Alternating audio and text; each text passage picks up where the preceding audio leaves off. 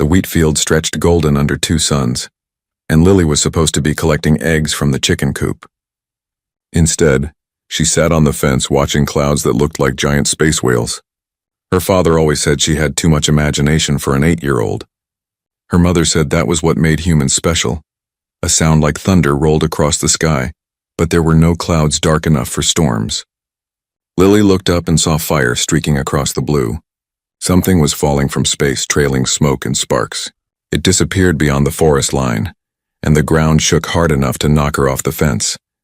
She landed in the dirt and scrambled up, her heart racing with excitement rather than fear. Her parents had gone to the central colony for supplies and would not be back until evening. The house computer was already blaring warnings about staying inside, but Lily had never been good at following rules that did not make sense. The forest was only a 10-minute run from her house. She grabbed her backpack, stuffed in a bottle of water, her lunch sandwich, and the emergency medical kit her father kept in the barn. Whatever had crashed might need help. That was what her parents always taught her. When someone needed help, you helped them. The trees grew thick here, with purple moss hanging from branches and small creatures chittering warnings as she passed. Lily had explored these woods 100 times and knew the paths better than the road to town. The crash site was not hard to find. A trail of broken trees and scorched earth led straight to a clearing where a small ship lay crumpled against the rocks. The ship was strange, made of material that seemed to shift colors in the light. One side had torn open, and Lily could see the interior was dark. She approached carefully, the way her father had taught her to approach injured animals. Slow steps, soft voice, hands visible. Something moved inside the wreckage, something big. A creature emerged and Lily's breath caught in her throat. It was beautiful and terrifying at once, larger than her house, with scales that glowed soft blue like the bioluminescent fish in the colony aquarium. 6 legs, each ending in claws that could tear through steel. A long neck curved into a head with too many eyes, all of them currently dim with pain. Wings hung broken at its sides and blue blood dripped from a dozen wounds. The creature's eyes focused on her, and for a moment, neither moved. Lily had seen the videos at school. Every child in the galaxy learned about Ravagers. They were monsters that destroyed ships and killed thousands. They were why humans were not allowed in certain sectors of space. They were extinction-level threats. This one was whimpering. The sound was soft, almost like a puppy crying. The creature tried to move and collapsed, its breath coming in shuddering gasps. One wing was bent at an angle that made Lily wince. She knew broken bones when she saw them. Living on a farm taught you that. She took a step forward. The creature's eyes tracked her movement, but it did not attack. Another step. Still nothing. Lily unslung her backpack and pulled out the medical kit. Her father used similar supplies on the farm animals, though nothing they owned was this big. The creature watched as she approached, those strange eyes filled with something that looked like confusion. Lily wondered if it had ever seen a human child before. She wondered if it knew humans were supposed to be scared of it. She reached its side and the creature flinched but still did not strike. Up close she could see the wounds more clearly, deep gashes where the ship's metal had cut through scales. Burns from the atmospheric entry. A piece of debris lodged in its shoulder. Lily pulled out antiseptic spray, the kind that worked on any carbon-based life form. Her father had paid extra for the universal formula, saying you never knew what you would need to treat on a frontier world. She sprayed it on the closest wound. The creature tensed but held still. She worked methodically the way she had been taught. Clean the wounds. Remove debris carefully. Apply bandages where possible. The creature's scales were warm under her hands, pulsing with that blue glow. She talked while she worked, just nonsense words about her chickens and how her mother's tomatoes were growing well this year. By the time she finished, the suns were lower in the sky. The creature had stopped whimpering. It was watching her with what she could only describe as curiosity. She pulled out her sandwich and took a bite, suddenly realizing she was hungry. The creature tilted its head. Lily looked at her sandwich, then at the creature. She broke off half and held it out. The creature sniffed it with nostrils she had not noticed before, then carefully took it from her hand with surprising gentleness. It ate the sandwich in one bite, and Lily could have sworn it looked pleased. She pulled the blanket from her backpack, the one she had grabbed without thinking. It was far too small to cover the creature, but she draped it over its head where the most injuries were. The creature made a sound different from the whimpering, almost like a purr. Lily sat down against its side, suddenly exhausted. The creature curled around her slightly, its warmth comfortable in the cooling evening air. Its scales dimmed to a soft glow and its breathing steadied. Within minutes, they were both asleep. That was how her parents found them hours later, following the locator chip in Lily's backpack. That was how Ambassador Trillick found them, when the emergency response team arrived. That was how the galaxy learned that sometimes the deadliest beast in the universe just needed someone to be kind to it. And Lily, who did not know she had just changed the course of galactic history, slept peacefully against her new friend. Robert Okafor had seen many strange things in his 20 years as a xenobiologist, but nothing prepared him for the sight of his daughter sleeping peacefully against a creature that could theoretically eat their entire colony. His wife Amara gripped his arm so tightly he would have bruises later, but neither of them could move. Fear and scientific fascination warred in his mind, while parental instinct screamed at him to grab Lily and run. The creature's eyes opened, all 6 of them, glowing softly in the darkness. Robert positioned himself between his family and the Ravager, knowing it was useless but unable to stop himself. The creature looked at him, then at Amara, then back to the sleeping child against its side. It made no aggressive moves. Instead, it gently adjusted its position so Lily would not roll off in her sleep. That single gesture changed everything. Robert had studied animal behavior across 40 species, and what he saw was unmistakable. The creature was being protective, careful, almost parental. Lily stirred and opened her eyes. She saw her parents and smiled. "Mom, Dad, you're back." "This is Blue. I helped him because he was hurt." "Can we keep him?" The question was so absurdly normal that Robert almost laughed. His daughter had just asked to keep a Ravager the way other children asked for puppies. Amara made a sound between a sob and a laugh. The creature, Blue apparently, watched them with what seemed like concern. The sound of vehicles cut through the night. Lights blazed across the clearing as emergency response trucks arrived, followed by military transports. Ambassador Trillick emerged first, his insectoid form clicking nervously as he approached. Behind him came soldiers in full combat armor, weapons raised. Blue reacted immediately. The creature surged to its feet, placing itself between Lily and the soldiers. Its scales flared bright blue, and a sound like a ship's engine rumbled from its chest, but it did not attack. It simply stood there, a living shield. Lily scrambled to her feet and put her small hand on Blue's leg. "It's okay," she said softly. "They're friends, probably." The creature's glow dimmed slightly. Trillick approached slowly, his translator device clicking. "Dr. Okafor, Mrs. Chen, please move away from the creature slowly. We need to secure the area." "Secure how?" Robert asked, though he suspected he knew the answer. "The Galactic Council has ordered immediate termination. This creature is classified as an extinction-level threat. We have authorization to use any means necessary." "No." Lily's voice was small but fierce. "You can't hurt Blue. He's nice. He's hurt and scared, and he didn't do anything wrong." A soldier stepped forward, energy weapon charging with a high whine. Blue's response was instant.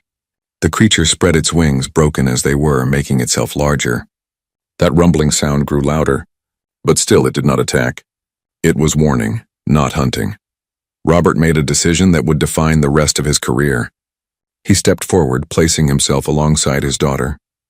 "As the senior xenobiologist on New Terra, I'm invoking research priority status. This creature is exhibiting unprecedented behavior. Killing it now would be destroying irreplaceable scientific data." Trillick's mandibles clicked in what Robert had learned to recognize as distress. "Dr. Okafor, with respect, the Council's mandate is clear. Ravagers have killed millions across galactic history. This one has already been reported to Earth's government and the Council. A fleet is being dispatched. If we do not neutralize the threat, they will do it from orbit. Colony be damned." Amara spoke for the first time, her voice steady despite her fear.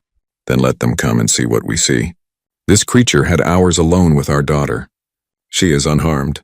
More than unharmed, she helped it and it accepted her help. When have Ravagers ever done that?" Blue had calmed again, responding to Lily's gentle touches. The child was singing now, some nursery song about stars and ships.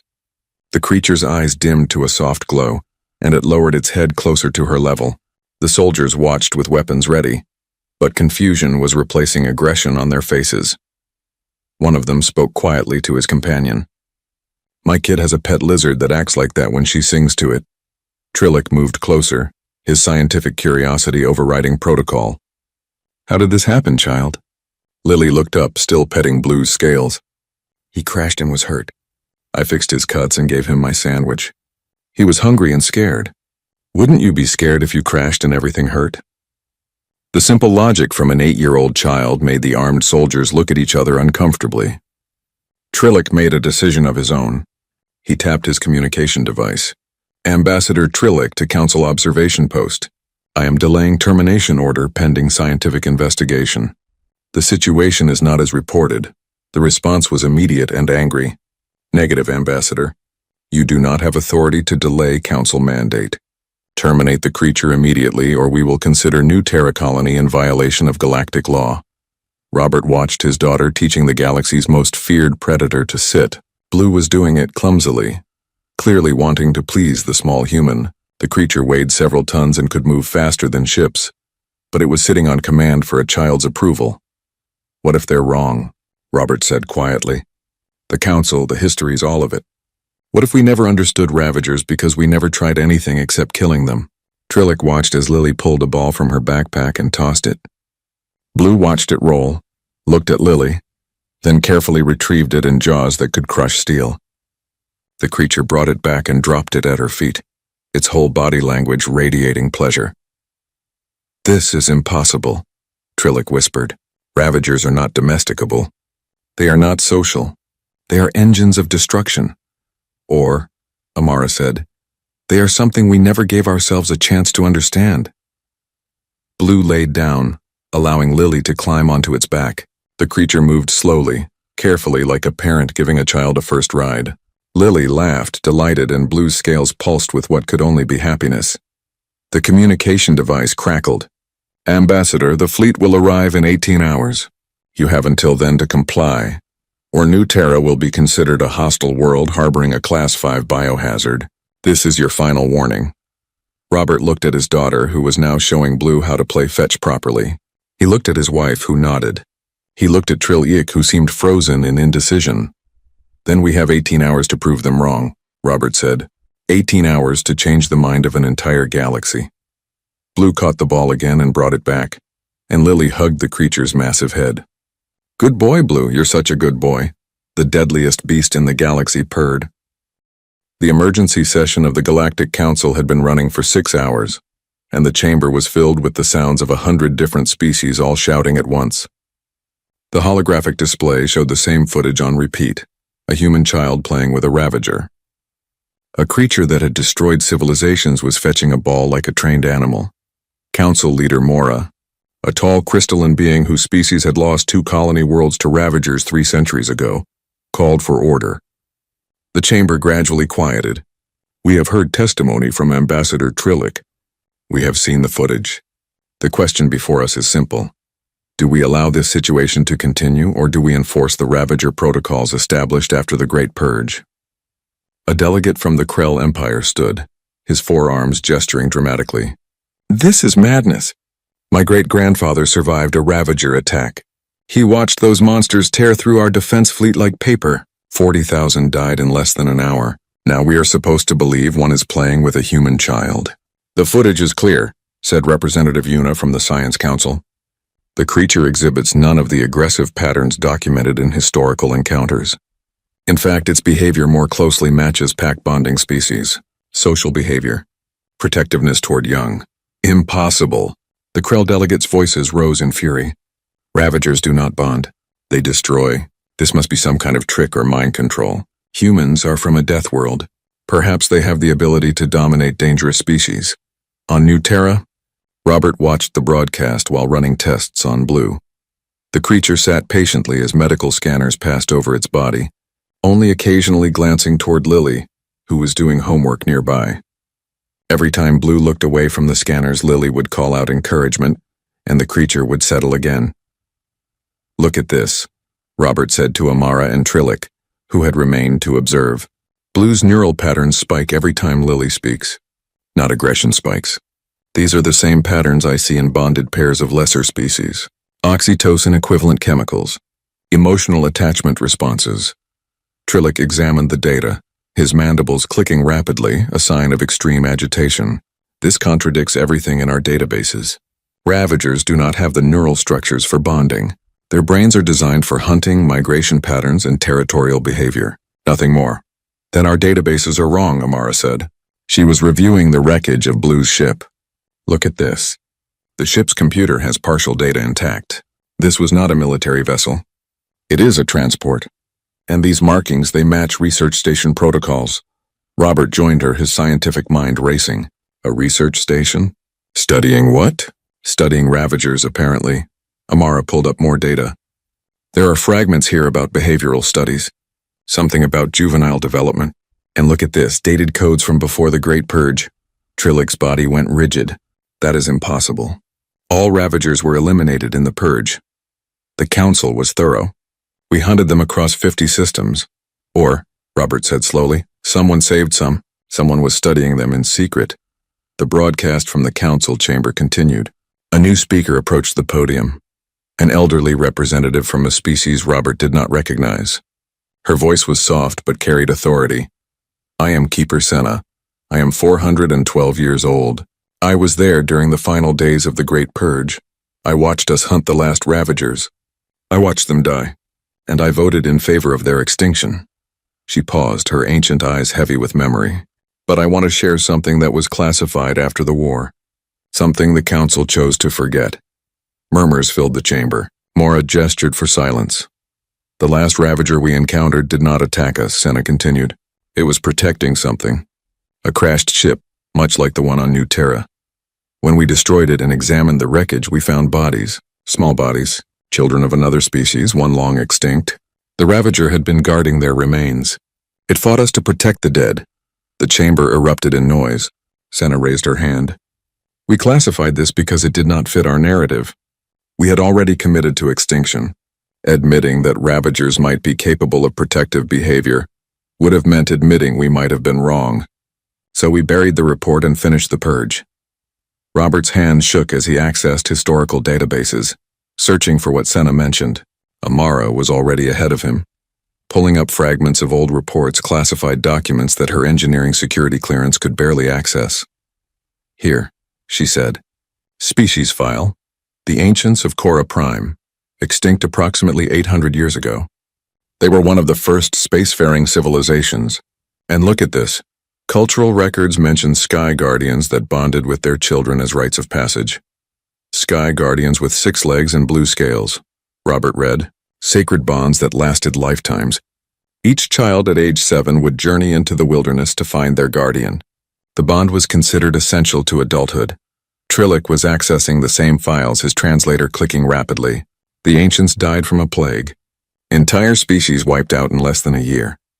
Their worlds were quarantined and later absorbed by other civilizations. But what happened to their guardians? Lily looked up from her homework. Blue's family died and he got really sad. That's why they acted mean. They were sad and alone. The adults turned to stare at her. She shrugged. That's what Blue told me. Not with words, but I can feel it. He was lonely for a really long time. Robert approached his daughter carefully. Lily, can you feel what Blue is feeling? Sort of. It's like I know when he's happy or sad or hungry, and he knows when I'm scared or excited. She walked over to Blue and put her hand on his side. He's worried right now because everyone is angry and has weapons. The creature rumbled softly, confirming her words. Trillich ran new scans. These focused on the connection between girl and Ravager. What he found made his entire body tremble. They are quantum entangled, he whispered. Their neural patterns are synchronizing. This is not simple bonding. This is a biological link we have never documented before. The Council broadcast showed Keeper Senna still speaking. The ancients called it the soul bond. 2 beings becoming one system. The guardians gave strength and protection. The bonded gave purpose and emotional stability. Without one, the other could not thrive. When the ancients died, the guardians went mad with grief. And we killed them for it, Mora said quietly. We killed them for mourning. Another council member stood. This is very moving, but it changes nothing. That child is bonded to a creature that could destroy ships. What happens when it grows to full size? What happens if the bond breaks? We cannot risk another Ravager outbreak based on the feelings of one human child. Robert spoke into the communication channel, broadcasting to the council. Then study us. Send your scientists. Learn from what we have discovered. But give us time. Blue has not shown any aggression except in defense of Lily. That is not a monster. That is a protector doing what it was bred to do. 18 hours, Mora announced. The fleet arrives in 18 hours. Present your evidence then. If we are not convinced, both creature and colony will be sterilized. We cannot risk the galaxy on sentiment. The broadcast ended. Robert looked at his daughter and her impossible friend. 18 hours to prove that love was stronger than fear. 18 hours to rewrite history. The research station buried beneath the ice moon of Theta 7 had been abandoned for 600 years, but its power core still hummed with life. Dr. Paula Rice and her small team descended through frozen tunnels, following coordinates they had found in Blue's ship computer. What they discovered would shake the foundations of everything the galaxy believed. The main laboratory was pristine, preserved perfectly by the cold and automated systems. Holographic displays flickered to life as they entered, showing images of ravagers in various stages of development. But these were not the monsters of legend. These were creatures interacting with researchers, playing with their young, solving complex puzzles. This is incredible, breathed Paula's assistant, David. These recordings are from before the Great Purge. This facility was studying ravagers as intelligent beings, not threats. Paula accessed the main computer. Data files opened, showing decades of research. The lead scientist had been named Dr. Asha Winters, a human researcher who had disappeared during the Purge. Her final log entry was dated the day the Council's fleet arrived to destroy all remaining ravagers. Asha's face appeared in hologram form, her eyes tired but determined. If someone finds this, it means we failed. The Council has decided that fear is easier than understanding. They will kill every ravager, regardless of the evidence we have provided. So I am sending the juveniles away in escape pods, scattering them across space, hoping some might survive until the galaxy is ready to see the truth. Ravagers are not monsters. They are partners. They are friends. They are what the ancients knew them to be. The other half of a bond that makes both species stronger. The hologram showed Asha placing young ravagers into escape pods, programming them with coordinates to remote areas of space. She was crying. Forgive me, little ones. I am sending you into the dark alone. But maybe someday you will find someone to bond with again. Maybe someday the galaxy will understand. The recording ended. Paula immediately transmitted the data to New Terra and the Galactic Council. This was the proof they needed. But would it be enough? On New Terra, tensions were rising. The fleet would arrive in 6 hours and the colony was divided. Some families were evacuating, fearing the Council would destroy everyone. Others stayed, believing that Blue represented something worth protecting. Protesters gathered at the spaceport, their signs demanding the creature's life or its protection in equal measure. Lily sat in the middle of it all, reading a book to Blue while her parents worked frantically to compile their research. The creature's massive head rested on the ground near her, eyes half closed in contentment. Children from the colony had started approaching, their fear overcome by curiosity. A little boy named Sam, only 5 years old, walked up with his mother watching anxiously. Is he soft? Lily nodded. Very soft. His scales are warm too. Want to pet him? Blue opened one eye, examining the boy. Lily felt a question through their bond. She answered without speaking. It's okay. He's nice. The creature slowly lowered its head closer to the ground. Sam reached out a tiny hand and touched the glowing blue scales. His face lit up with wonder. He feels like sunshine. Within an hour, a dozen children were sitting around Blue listening to Lily read. The creature seemed content to be their living furniture, occasionally adjusting position to make sure everyone was comfortable. Parents watched from a distance, weapons lowered but still ready. Robert observed the scene and understood something profound. Children from a Deathworld, raised on Earth's exported culture of curiosity and exploration, approached danger differently than most species. They were not reckless. They were open. They gave trust first and let others prove themselves worthy of it or not. Trillic was documenting everything. This is remarkable. The creature is responsive to multiple humans, not just Lily. It is reading their emotional states and adjusting behavior accordingly. This level of social intelligence is unprecedented in what we classified as an apex predator. Amara pulled up the data from Dr. Winter's research station, because they were never just predators. Look at this. Ravager brain structure includes one of the most sophisticated emotional processing centers ever documented. They are empaths. They feel what those around them feel. When the ancients died, the Ravagers did not just lose their bonded partners. They lost their emotional anchors. They felt the death and grief of an entire species and had no way to process it.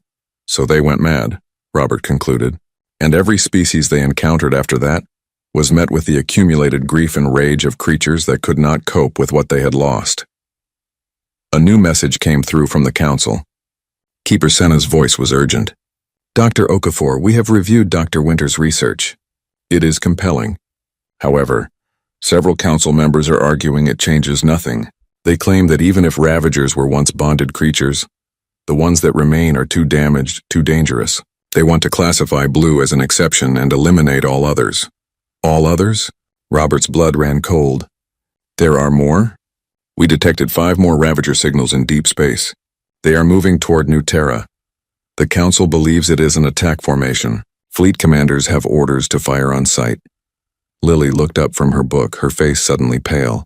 They're coming because Blue is scared. He called for help. Blue raised his head, scales pulsing with agitation. The creature stood and the children scrambled back. But Blue was not aggressive. He was looking at the sky, making sounds they had not heard before. Long melodic calls that echoed across the colony. He's calling them here, Trillig said, checking his instruments. Those are not distress calls. They are invitation calls. He is telling them it is safe. Robert grabbed his communicator. Council, the Ravagers are not attacking. They are responding to Blue's signal. He is telling them about the bond. He is bringing them here to show them humans. Dr. Okafor, we cannot take that risk. If 5 Ravagers enter New Terra's atmosphere, we will have no choice but to orbital bombardment. Evacuate the colony immediately. Lily walked to her father, her small hand taking his. They just want families, Daddy. Blue's friends are lonely, too. They've been alone in space for so long. Can't we help them like we helped Blue? Robert looked at his daughter, then at Blue, then at the other children who had been playing with the creature. He thought about Dr. Winters, who had sent juvenile Ravagers into the dark, hoping they might survive. He thought about the ancients who had built their entire culture around bonding with these magnificent beings. He made a decision that would either save his colony or doom it. Council, I am requesting permission to attempt first contact with the incoming Ravagers, not as threats, as potential bonds. We have children here, human children, who might be able to reach them the way Lily reached Blue. The council chamber erupted in argument. Mora's voice cut through. You are proposing to intentionally expose children to Ravagers. You are asking us to allow what could be a massacre. I am asking you to let us try peace before you choose war, Robert said. Give us one chance. If the Ravagers show aggression, you can fire. But if they respond the way Blue did, then we prove that bonding is still possible. We prove that Dr. Winter's sacrifice meant something. 5 minutes of silence followed. Then Mora spoke. You have until the Ravagers enter atmosphere. The moment any hostile action is detected, we fire. And Dr. Okafor? If you are wrong, history will remember you as the man who brought the Ravagers back. And if I am right, Robert said, looking at his daughter and her impossible friend, history will remember this as the day we stopped being afraid. The 5 signals grew closer. Blue's calls grew louder, and across New Terra, parents held their children tight, hoping that love really was stronger than fear. The sky above New Terra burned with 5 streaks of fire as the Ravagers entered atmosphere. The galactic fleet hung in orbit above, weapons charged and targeting systems locked. One wrong move, one sign of aggression, and everything would end in flames. Robert stood in the landing field they had hastily prepared, his heart hammering in his chest while Lily held Blue's leg, perfectly calm. Everyone stay back, Robert called to the crowd that had gathered despite evacuation orders. Let them land. Let them see we mean no harm.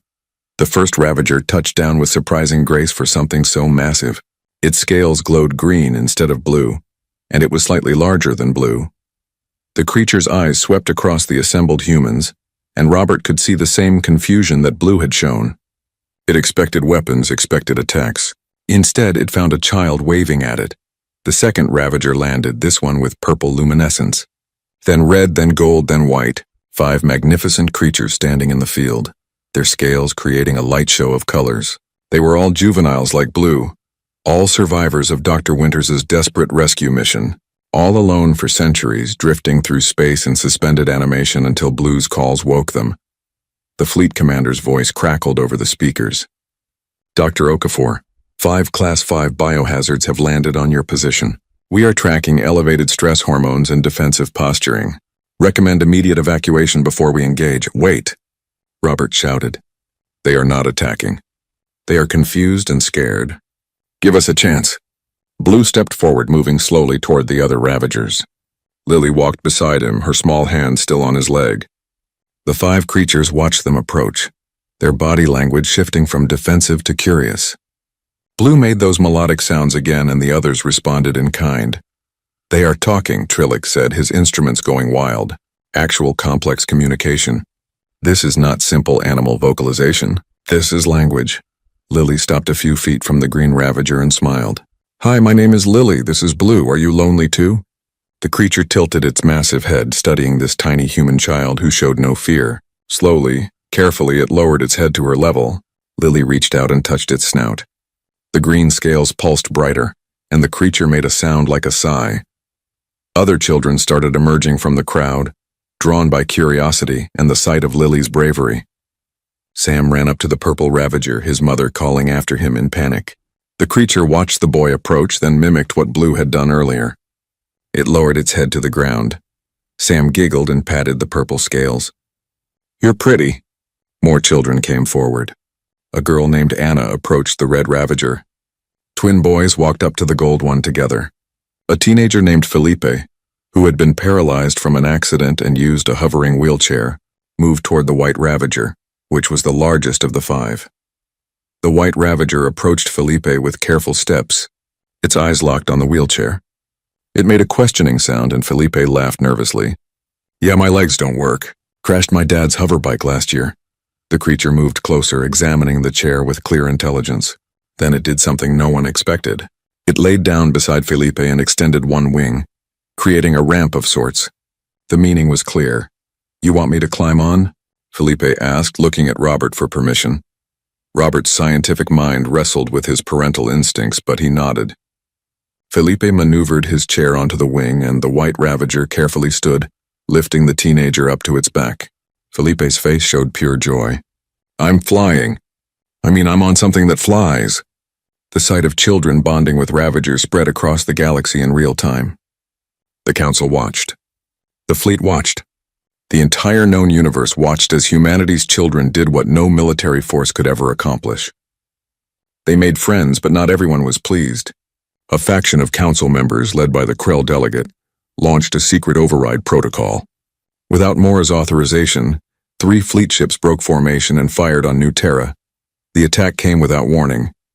Energy weapons streaked down from orbit, aimed directly at the landing field. Robert had less than a second to scream a warning before the world exploded in light. But the explosion never reached the ground. The 6 Ravagers moved as one, their bodies creating a living shield around the children. Blue covered Lily with his entire body. The others did the same with their bonded children. The energy weapons struck Ravager scales and dissipated, absorbed by the creature's natural defenses.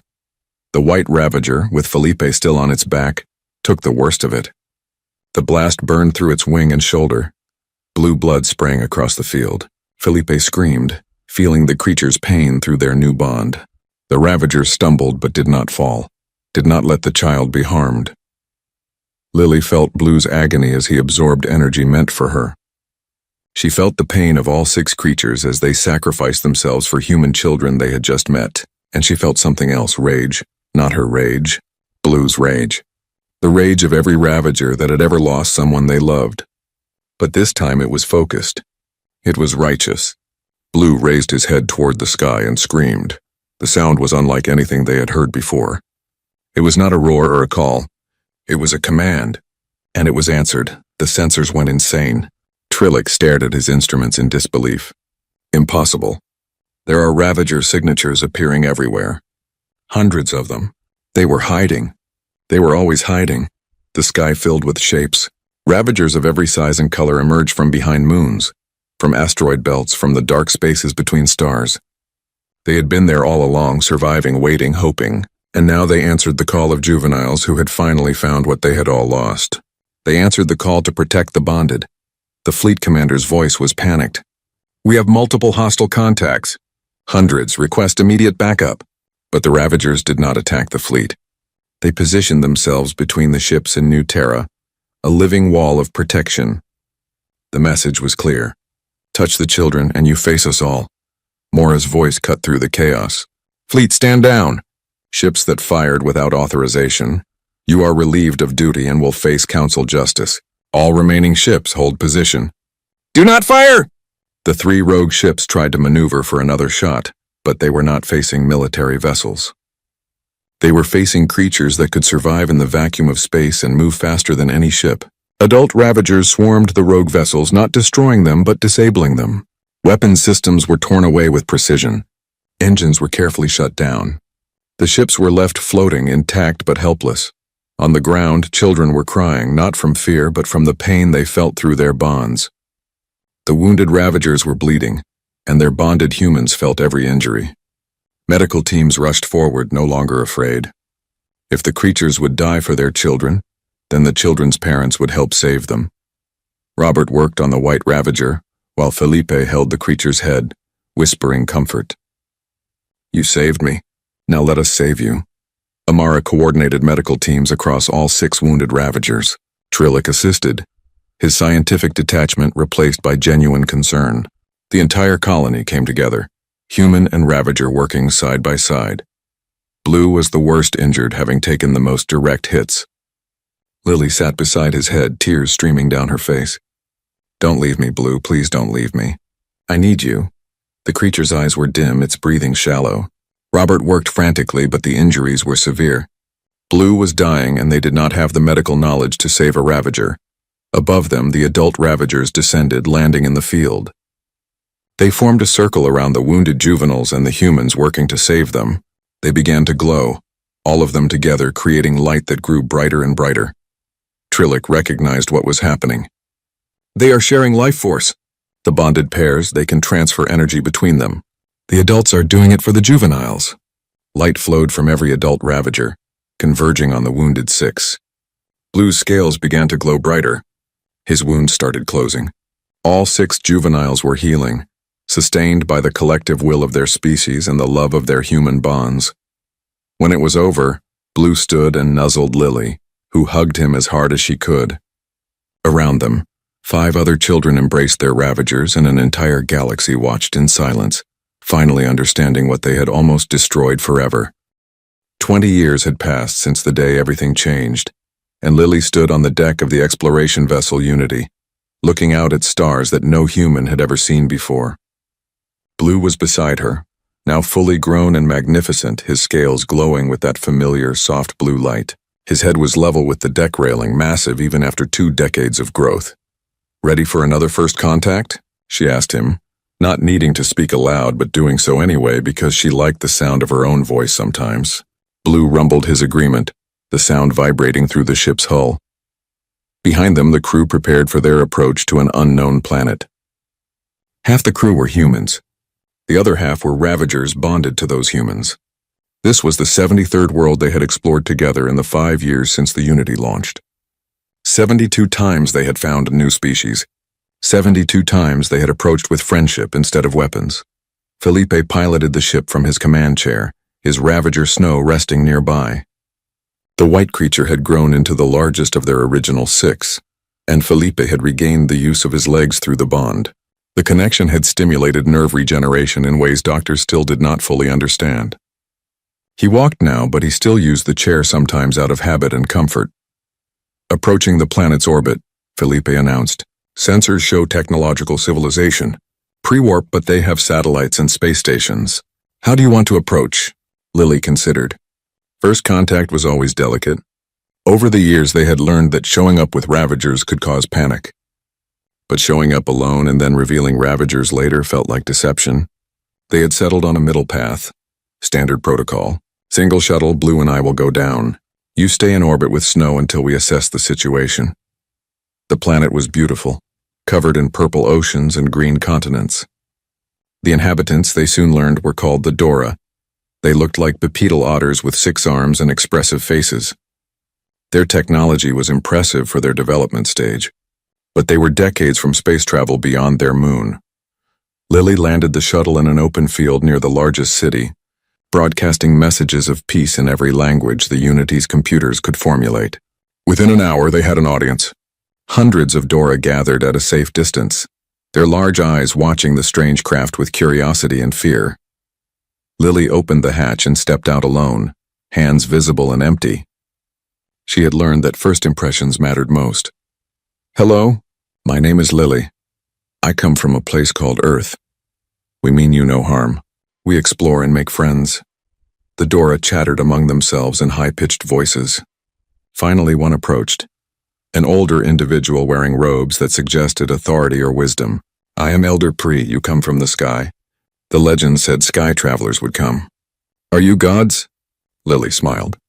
She had heard that question before. "No, not gods. Just explorers. We have a wide community of different species who work together, share knowledge, help each other. We wanted to meet you and invite you to join us when you are ready." "You are alone?" Pri asked, looking around nervously. "Not exactly. I have a friend with me. He is big and looks scary, but he is very gentle. May I show you?" The Dora murmured worriedly, but Pri nodded. Lily walked back to the shuttle and signaled. Blue emerged from the cargo hold, ducking his massive head under the doorframe. He unfolded to his full height and the Dora gasped in terror. Several ran. Others prostrated themselves. Blue settled down on the ground, making himself as non-threatening as possible. Lily sat against his side, showing comfort and trust. "This is Blue, he is my bonded partner. His species are called Ravagers, and they were once thought to be monsters. But they are not. They are friends." Pri approached carefully, 6 arms trembling. "It is a predator. I can see the teeth, the claws. Why does it not attack?" "Because he loves me and I love him," Lily said simply. "We are bonded. He protects me and I give him purpose and companionship. Together we are stronger than either could be alone."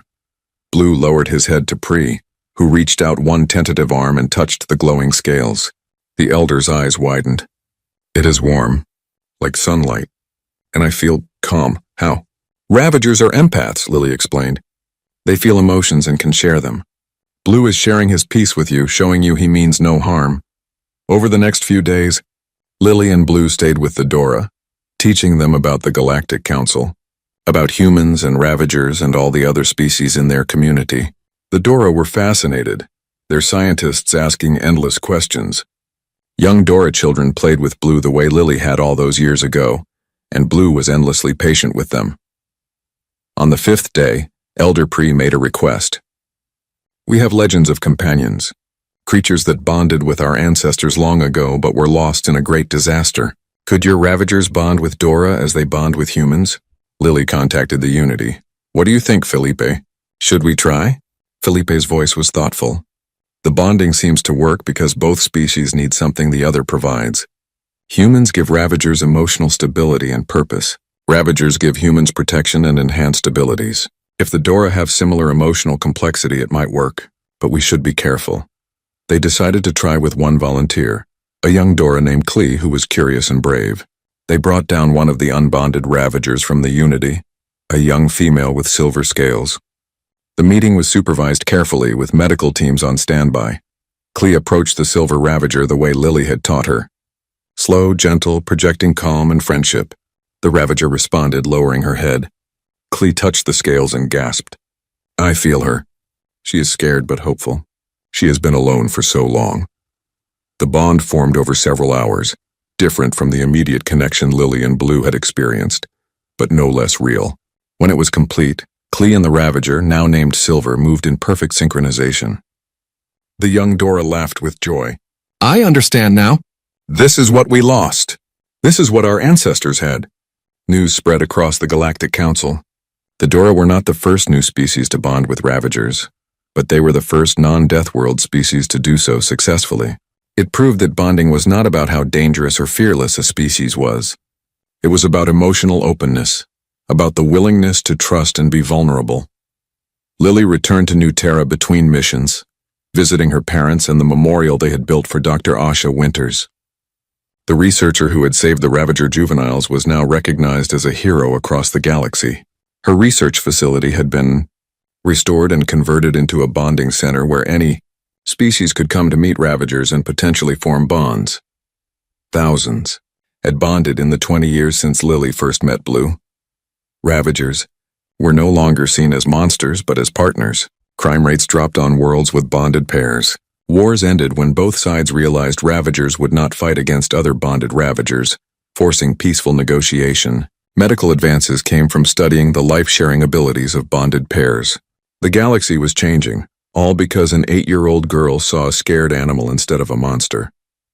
The council had reformed completely. Keeper Senna had led the restructuring, establishing new laws that prioritized understanding over fear, cooperation over conflict. The 3 ships that had fired on New Terra were tried for war crimes.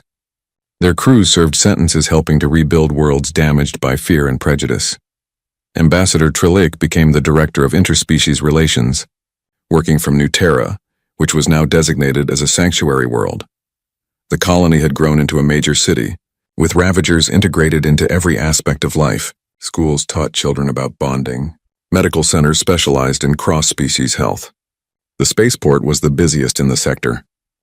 On Lily's 31st birthday, the council honored her with the Galactic Peace Prize, an award given to individuals who changed the course of history through peaceful means.